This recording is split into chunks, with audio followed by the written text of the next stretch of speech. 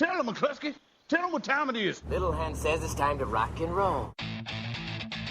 All you people are so scared of me. Come quietly or there will be trouble. Man, that's just me.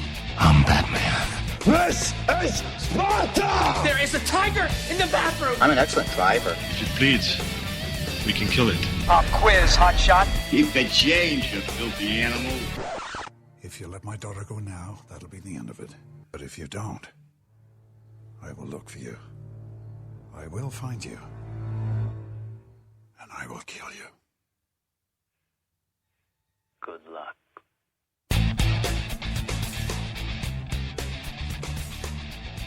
Hello and thanks for joining us back at the Monday Movie Show in our DVD and Blu-Ray section. Coming up in this part of the show, we will have the DVD and Blu-ray top 10 as well as reviews of these movies. A hell of a lot of films, to put it there nicely. We have Wrath of the Titans, the sequel to Clash of the Titans, LOL, starring the Smiley Virus herself. I just love calling her that. Dark Shadows, which teams Johnny Depp with Tim Burton again. Top Cat the Movie, a film that nobody wanted. Rosewood Lane, Think Like a Man, Apartment 143, and Paranormal Entity 4, or if you're living in America, 100 Ghost Street, The Return of Richard Speck. And plus our DVD alternative is Con Air. Yes, it has a different title. The last Paranormal Entity film... It's a completely random different title though, isn't it? Yeah, the last Paranormal Entity film had a completely different title, and the Paranormal Entity film before that had a completely different title. I just think I can't remember what it was you said, but it's just like completely random. Oh yeah.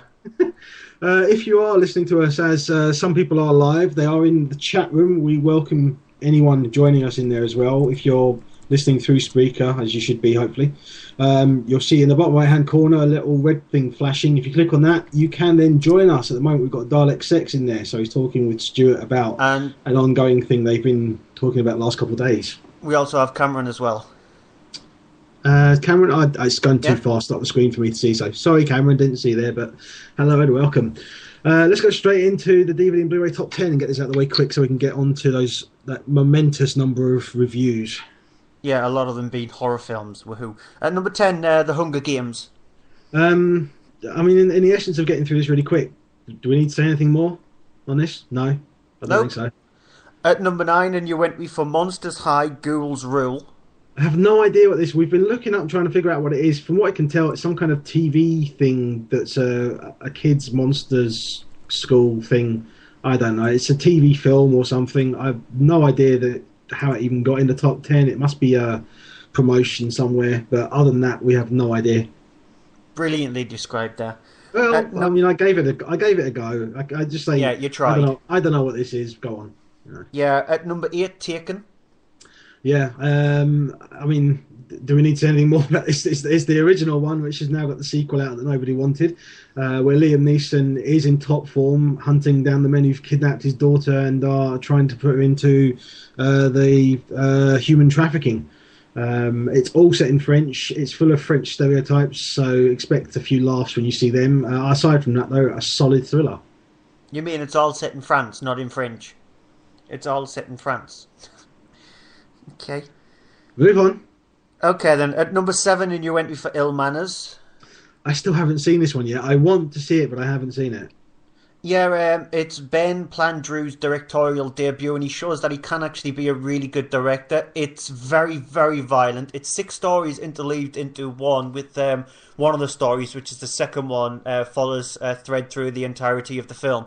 The only it has a few problems, the fact that it's a bit too long. It's on for nearly 2 hours. And some of the stories, they just feel like they're the same story, so it could have taken a couple of them out and integrated them into some of the other stories in the film, but it's very well directed. It's written by Plan B as well, and it's a really good film, but very, very violent.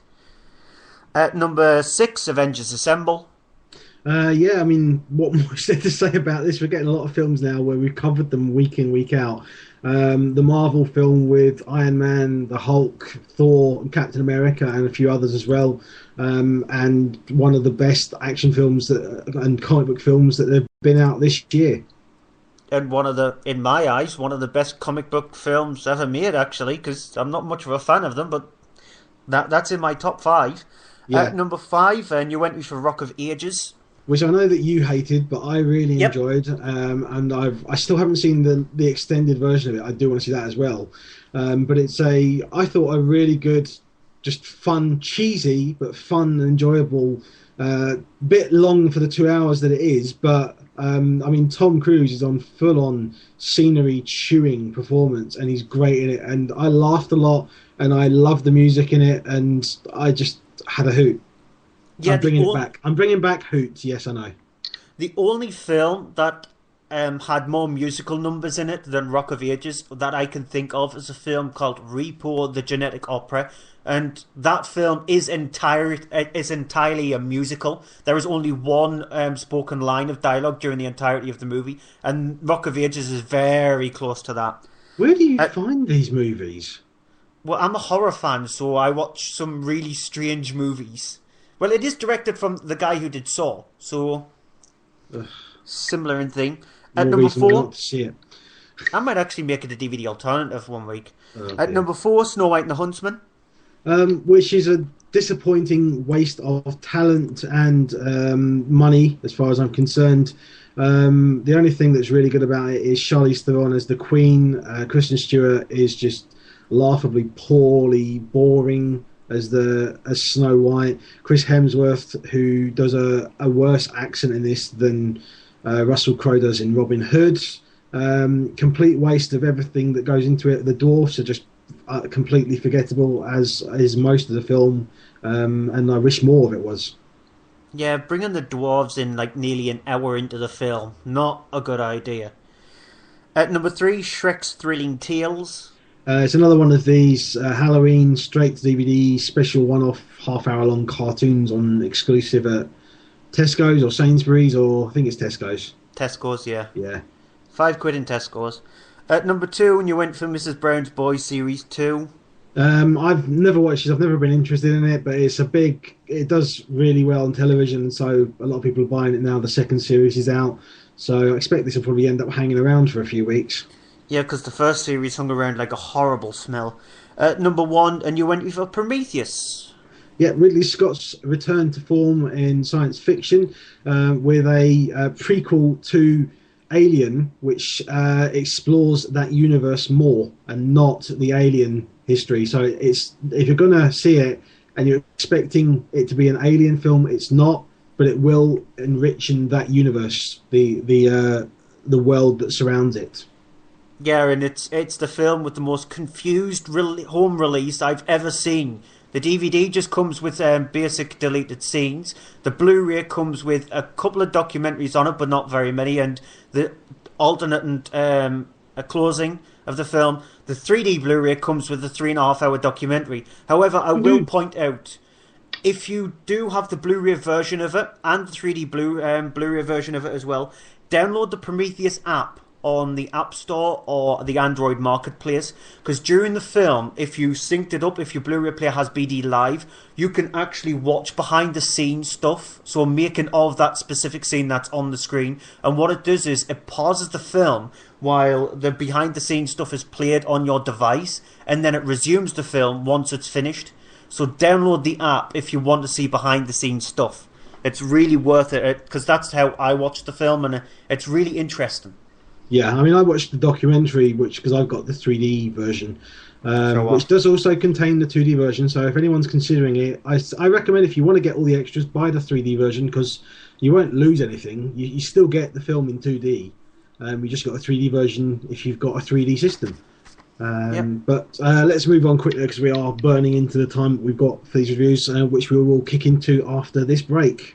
Right, advert. What do I need to say in an advert? Well, I need to say that we're the Gamescast. I need to say that we're on Twitter at the Gamescast. I need to say we're on Facebook. I need to say we've got a website, thegamescast.com, and I need to say we're on YouTube. Oh yeah, and we're on this thing called Spreaker.com. Don't know where that came from. What else? That's probably it. Right, better record it. Oh, crap. That was 30 seconds. The Gamescast. Grown-up gamers talking about games. Allegedly. Welcome back. So let's go straight into reviews because we have got a hell of a lot to go through tonight. Yeah, first off is Wrath of the Titans. It's directed by Jonathan Liebesman. He did, the last film was Battle Elliot, which not a bad film. It's the sequel to Clash of the Titans, so it sees Sam Worthington return as Perseus. It's set around about 10 years after the incidents of the first film itself. Perseus is now living with his son in a fishing village. He wants to be treated more like a human rather than being a half god, half human. So he's got a son, he's living in a fishing village, he wants to have a normal life. However, what is happening is that the gods are starting to lose their powers because people are no longer believing in them. They're no longer worshipping the gods because that's how the gods get their powers, because people need to worship them and they get their powers to be able to rule the lands and stuff like that. And so the gods are losing their powers.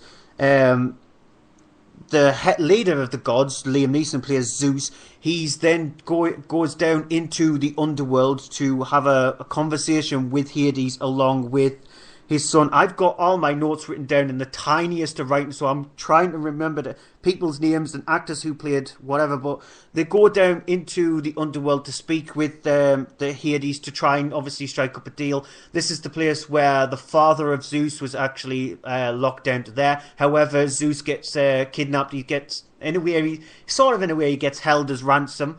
And so what has to happen is that Perseus needs to team up with Aphrodite and I can't remember his name, to try and rescue his father. I'm struggling really badly, aren't I?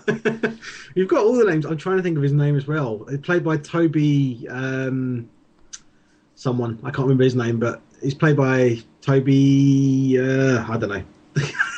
Yeah, I'm going to have to look it up. So Perseus has to go along with Andromeda and Hephaestus, which is played by Bill Nighy. I remember that one. How the hell can I remember the long name but not the easier one? So they can go down into the underworld to try and rescue Zeus. He's a clip. Oh, Your Majesty! So good to see you. This is Agenor.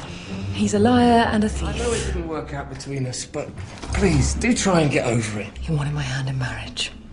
When I refused, he tried to run away with the crown jewels. I think it's my extraordinary eyes. Actually, you got the eyes of your father. Do you know his father? Yeah, as you know here. He's the son of the great god Poseidon. Your new boyfriend is clearly insane. I'm your cousin, as you know.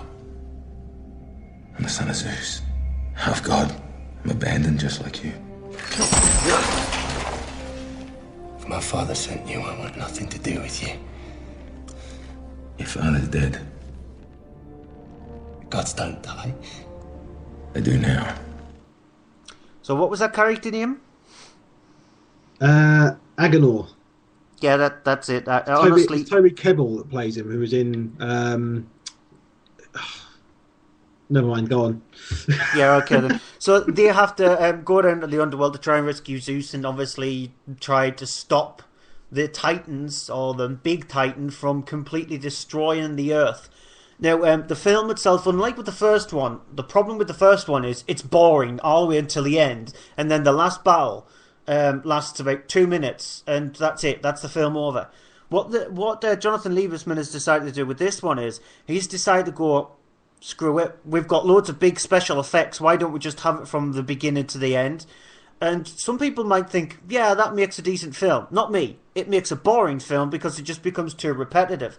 There's a bit in the movie where Hephaestus has taken Andromeda along with Perseus and down into this like maze area.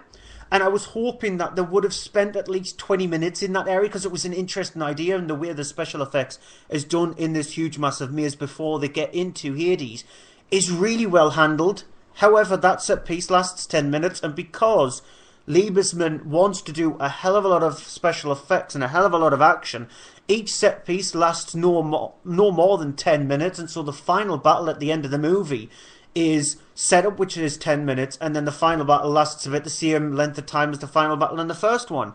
So it's better than the first one, but just none of the actors are any good in the movie.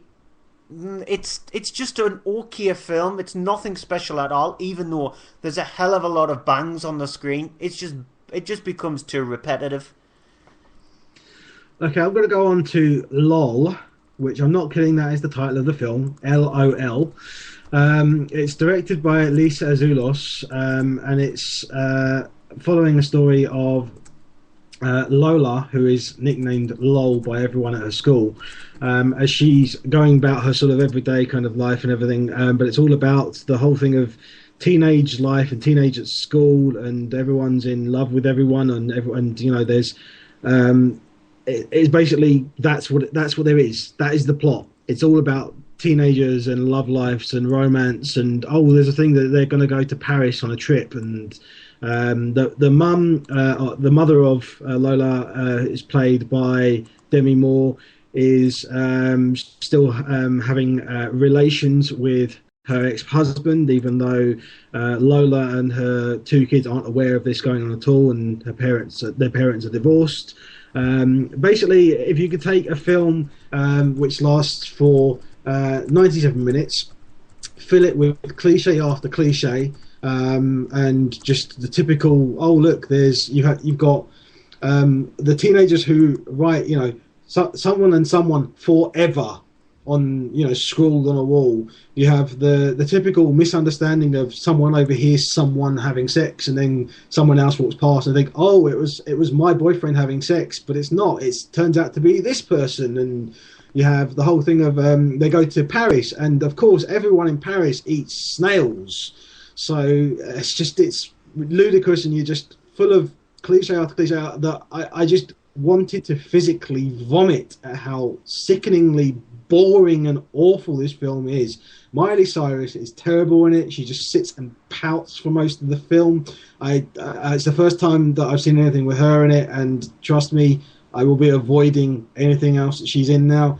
Demi Moore is just, seriously, why is she in it? It's a full-on guilt trip. Women just, it's just the whole thing of all the teenagers are all cool and this, and then they're all fighting, and then they're all friends, and you know, it's not like that. It's nothing like that in real life. If it is like that nowadays, then that would maybe explain a lot of things. But it's just awful, horrible film. It was supposed to be released in the cinema back in June. It's now been released straight on DVD without any advertising or anything like that. And really, that's why, because it's utter crap. Yeah, and now do you see the reason why I call her a smiley virus? No, because that's too nice. The words I would use could not be broadcast. She is a virus, though. She's a major virus. That's being nice. You sound like there's something personal behind that. I don't like her. She's annoying. She's like Justin Bieber. If I could attach them to like a rocket and fire them into the sun, I would. Yeah, I'm not going to see it. Whatever comes out next has got Miley Cyrus in it. You are reviewing it. Oh God, no! I think we'll avoid it like the plague. I abstain from that. Right, on the Dark Shadows. It's directed by Tim Burton and it stars Johnny Depp. The film opens up in 1752, where the Collins family have decided to move away from Liverpool in England over to America to establish a new life. They're get together a sort of like a fishing community, fishing village, and they decide to build a huge, massive mansion called Collingwood Manor. Barnabas has grown up, again, like I said, played by Johnny Depp. He's fallen in love with somebody. However, the heart of somebody else, played by Eva Green, who plays Angelique, hers has been broken because she sees Barnabas having a relationship with this woman, and so she's really jealous. She then puts a curse on Barnabas that he will forever be a vampire and locks him up. It fast forwards to 1972, where I haven't wrote the character's name down. I'm doing terrible tonight, aren't I, for characters. Whereas a nanny has been she's decided to go to Collingwood Manor to try and look after the Victoria, isn't it? Yeah, it is actually Victorian because she gets called Vicky during the film a little bit.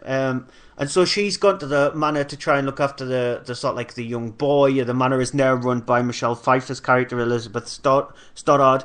What then happens is, during like a fishing trip, Barnabas is discovered. He ends up slaughtering all these fishermen, and he decides to go back to Collingwood Manor to reclaim it as his home again. He's a clip. My father had quite a flair for secret passages and rooms. As a boy, I took it upon myself to discover each one. Family is the only real wealth, he would often remark. Though clearly, he was not opposed to other kinds. Oh my God. We've been sitting on top of a fortune. Know this. I mean to stay. I mean to be a part of this family again. On one condition. Yes. Promise me that all of this, will remain our secret. So be it. Partners.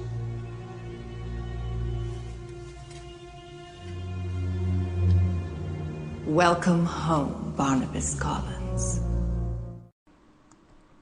And yeah, I've just been corrected by Andy there. It's a construction workers, not fishing, because there's the fishing theme running through the film itself. But what also happens is the fact that Angelique is working at this fishing village as well, this area as well. She's like really high up, and they own like 95% of the share of all the fish that's brought in, and she wants Barnabas back.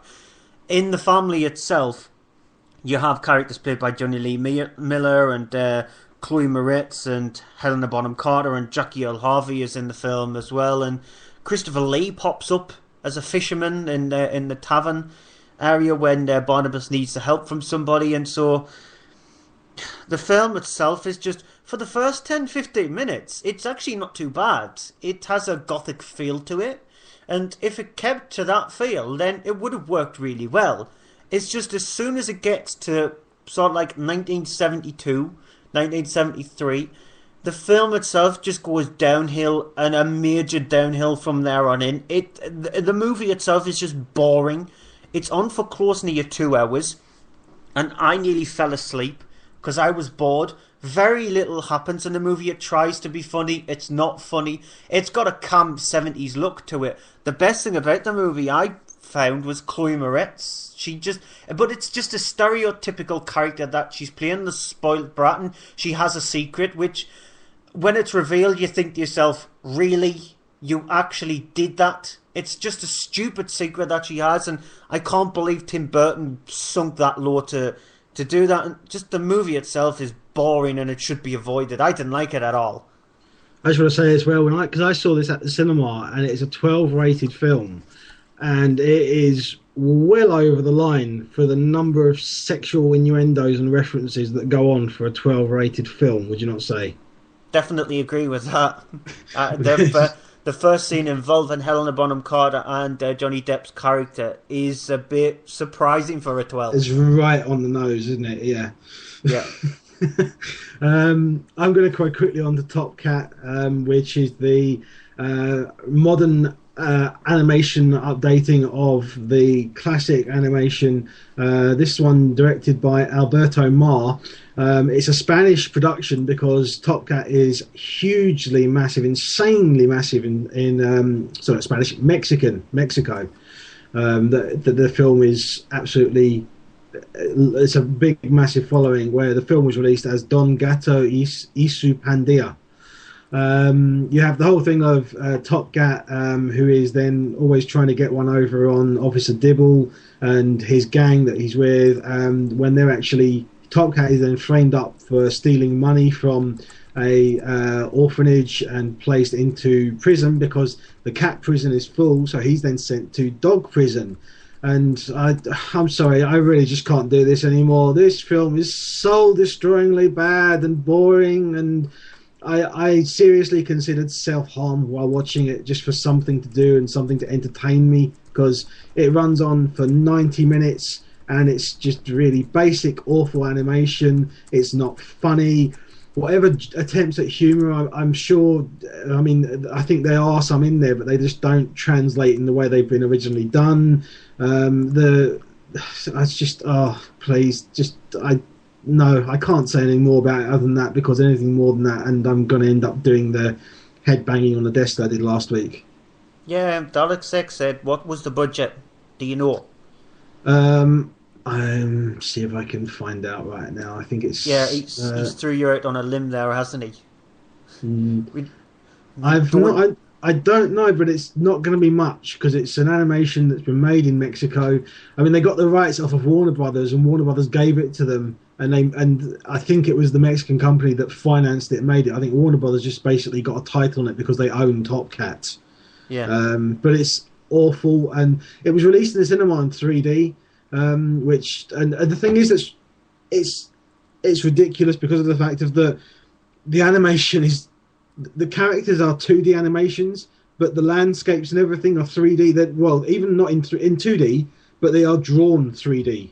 So it's just a mismatch of I'm stopped. I'm gonna vomit if I carry on. In your top 10 worst films of the year, undoubtedly, along with LOL. LOL possibly, but LOL might get pushed out because of the fact. I mean, going back to LOL, there is one joke in LOL that I genuinely laughed at. And it's an American Pie style humor involving a webcam and a chicken. And think of that what you will, come up with it. But I genuinely wasn't expecting it. I laughed and that was it. So LOL actually did get me to laugh.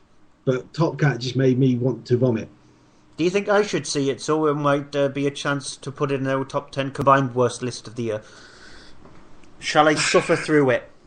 No, because I'd say yeah, but if you do, you're going to make me do something in return, aren't you? Maybe, so we'll see. Right, let's get on to our next film, Rosewood Lane. It's directed by Victor Salva, who did the Jeepers Creepers films, and he's busy working on the third Jeepers Creepers film, which is coming out next year.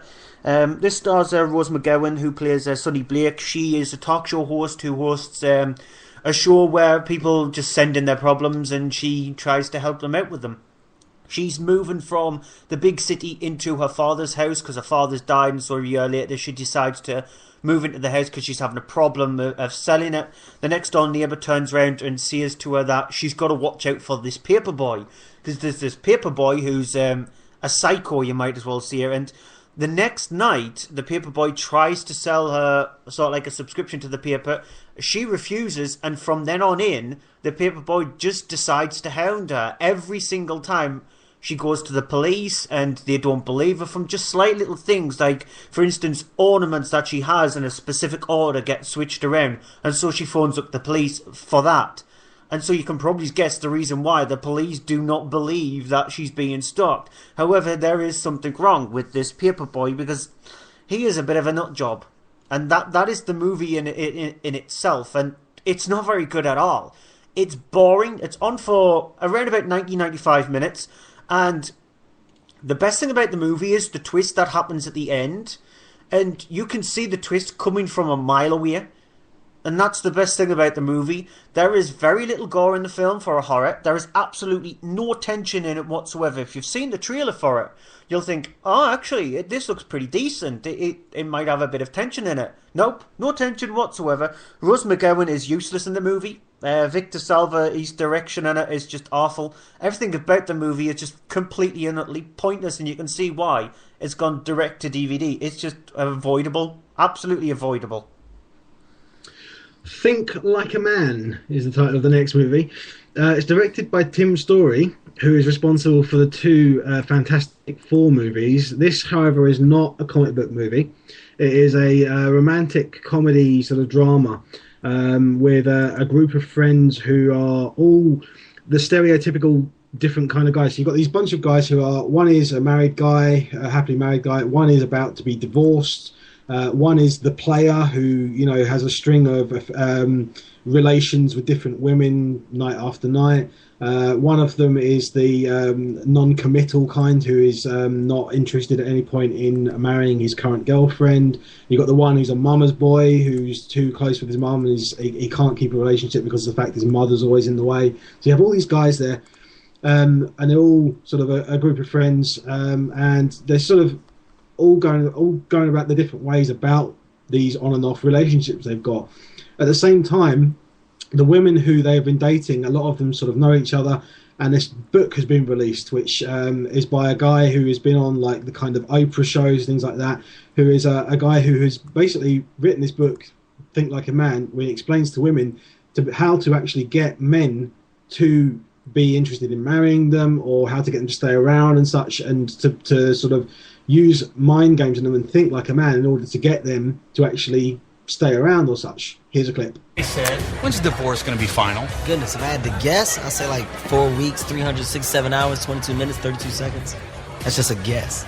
Who's counting? But you know what we should do? We should take Cedric out for a celebration game night. I can't do Sunday. This Sunday, dinner with my mom. Little casserole action. That's every Sunday. I can't do Sunday either. Jonah's got a violin recital. Violin? God, dude, your kid has way too many recitals. Wait a minute, hold on, wait. Your son played a violin? And the cello. Yo, he's gay. And the violin doesn't make him gay. Yes, it does. Name me one gay violinist. Your son. Listen to this. Cedric is about to be released from the shackles of Gale Hell. Forever. And we're about to miss it for what? Another Jonah recital. Yes. By the way, he sucks. Really? I'd expect that from them, not you. What does that mean? What do you mean, them? Like what, like black people or what? Absolutely. I don't get mad because he's bold enough to say it. Seriously, you have ears. Kid's tone deaf. This is his big solo. They're playing a Gap band. You don't drop the bomb on me and he's got the last... baby. Look, I got a great idea. I have my mom cook for us. She'll make some chocolate chip cookies and big casserole. We'll do it the right Mike, way. I almost punched you in your damn face just now, man. And I was going to add a head, but I'm not going over your mom's house to celebrate my damn divorce party. So you get an idea from that, the way that sort of the dialogue and the kind of the humour of these guys chatting and having a laugh and with each other. And the thing is that is where the film has half of its strength. The other half of it is this ongoing thing of the women have this book which they're all dealing with and using as tactics, essentially in a kind of a war between the sexes. And then things start to go kind of wrong because the men then find out about this book and then start trying to then turn around things and use it back against them. The thing with it is that I hadn't seen anything of the film. I'd seen sort of posters and such, seen what it was, and I was like, okay, I'll see what it's like and see what it's like. The surprising thing is I really did enjoy it. For a romantic drama, it's a lot funnier and a lot more enjoyable than I was expecting. There's... as I said in there, you've got the typical stereotypes of the guys, all the different types, and each of them has their issues, and then their girlfriends or the women that they meet have these issues as well. And the two kind of mental war games that's going on genuinely at times was just fun and funny. It's well directed by Tim Story, and which is surprising because he didn't, as far as I'm concerned, do much of a job on the Fantastic Four films. But he's shown that he can direct a good drama and lots of comedy elements in this. It doesn't ever go the gross out humour thing. It doesn't do the Judd Apatow style gross out thing, which is a nice relief for it to be just a good old fashioned. It's rated 12A because there are little bits here, jokes and references and stuff. But throughout, it's one I would recommend this to anyone see if they are in a relationship with someone. They're looking for a kind of a romantic comedy to watch with their partner that the guy will enjoy as well, because it's generally a good, funny... It's not a brilliant film, it's not an outstanding film, but it's average but fun. Yeah, and how's that for a horrible fact in the live chat? Dalek says he can't find Top Cat's budget, but has taken 65 million, 40 million of which was in Mexico, making it one of the biggest openings in Mexican box office history. Yeah, I've been trying to see if I could find it as well, but I couldn't find it. I don't know. I'm gonna keep trying to see if I can find it, 'cause I'm sure I will. But yeah, it's annoying that it took 4 million of it was here. Yeah, 4 million. That's just ridiculous. I'll give you a little bit of time because I have two films which have a similar theme to do now. The first one is Apartment 143, or as it's known as, is Emergo. Now, it's a very simple film. It's another one of these possession films. It's about a girl who's been possessed by sort of like this demon, and this paranormal crew has been brought into this apartment 143, by the father to try and find out why the daughter has been possessed and what they can do to help them. The difference between this one and a lot of them is, unlike with a lot of these films that are similar in tone, a lot of them normally build up to the last, say, 20-25 minutes of the films where it gives you the scares. This one, it starts from the start. That's when the scares begin.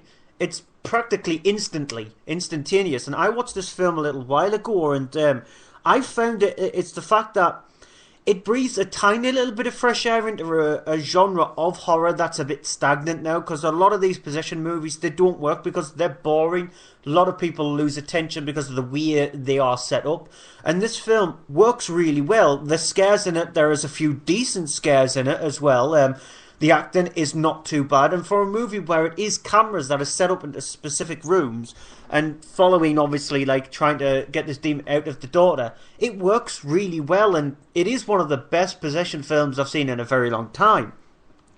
The other film, which is very similar in tone, is Paranormal Entity 4, or as it's known as in America, 100 Ghost Streak, The Return of Richard Speck. Now, each one of the Paranormal Entity films come out a week before the Paranormal Activity films come out, and the first one was a spin-off from Paranormal Activity. The second film centered around John Wayne Gacy. The third film was called Annalisa the Exorcist Tape, and I named it in my top 3 worst films of last year because it's an absolute car crash of a movie. And so this one, it just centers around a paranormal crew, which they go to this huge, massive, abandoned, insane asylum called, as a matter of fact, 100 Ghost Street, where this insane doctor called Richard Speck ran amok in there, and obviously paranormal things are happening, and so they set up cameras to try and capture the ghosts. What surprised me though is it's okay for the budget that it's got. It's a very small budget movie, around about the same as Annalisa the Exorcist Tape, so around about $100,000. So the budget is small, but it's miles better than Annalisa the Exorcist Tape because that failed on every single level. This one, it's the stereotypical movie, but there is a lot of gore in it, and it works quite well. There's actually a really ingenious shot where they put a camera on top of a remote control car, and they send this remote control car along this like ventilation shaft, and it works really well. It adds a little bit of tension to it. There is lots of dark elements to the movie, and so it's not too bad. And so if you're after a couple of films, which are found footage films in a way, and you want to watch them on Halloween, that's actually not a bad double bill, Apartment 143 and Paranormal Entity 4. Okay, I'm just going to quickly then do my alternative this week because we're running short on time soon. It's Con Air, which is the film from 1997, so it's now getting on for 15 years, blimey. It's directed by Simon West, and it's a film which stars Nicolas Cage, as you can imagine, not a brilliant actor and a lot of things. But in this, he's perfectly fine because it is an action film, and if you haven't seen it, you really should check it out because it's not bad. He plays at the start of the movie a US Ranger who is returning home when he's then caught in a bar fight, and as a result of the bar fight, when a man pulls a knife, he kills the man, gets arrested, and then gets imprisoned in jail for 15 years, I believe it is, after which when he comes out, sorry, it's not 15 years, I think it's 10 years, after which he comes out, then his wife has had their child who's never seen him, and he's on his way back home when he's getting released. He hitches a ride on Con Air, which is then a plane which is transporting all of the worst, including a man played by John Malkovich called Cyrus the Virus, who are all these sort of serial killers who are being transported to a high security prison, and they then manage to escape on the plane, and all hell breaks loose. It's a really great film. It's typical action film, but it's enjoyable. One that I've watched plenty of times, and I know a lot of people enjoyed it. And it's full on cheese Nicolas Cage, but in a good cheese action film. Would you say? Yeah, I over the time we've done this show, I get a bit bored of these action films, and I actually do quite like Con Air. It is one of those guilty pleasures where it works. It's a popcorn film. It's definitely a popcorn film, and it's definitely funny as well. It's definitely a bloke's movie where you'll enjoy it much more if you've got drinks. But it's not too bad. I quite liked it, which is a high endorsement coming from me, considering the type of movie that it is. But it's actually quite funny in parts as well. You've got in there, like I said, John Malkovich is in there as well. Steve Buscemi's in there. Ving Rhames is in there. It's a brilliant sort of cast of then other B actors as well. John Cusack plays another Marshall, who is trying to deal with the situation, and I just enjoy it. It's one of my guilty action film pleasures. Yeah, just before you go on to the closing part of the thing, if anybody who's listening to the show on the live chat or back to the show, if you've got a DVD alternative as your own, we want your DVD alternatives in a tweet in 140 characters. Just tell us about a film that you've recently watched. Specifically, I would say before 2010, 2011 is the cut-off year. Yeah, 2010, 2011, unless it's a small film that no one's heard of. Yeah, and just tell us what you thought of the movie, and we'll read them out in this part of the show. So thank you for listening, guys. Those who've been listening live on Spreaker, and if you've been listening anywhere else, like iTunes, for example, please give us a star rating afterwards and a review. And also, you can do the same thing on YouTube if you're listening there. You can reach us on our Facebook page. You can reach us on Twitter, which we are at Monday Movie Show, or I'm at AHDVD. Stuart is at Cryptic Tadpole.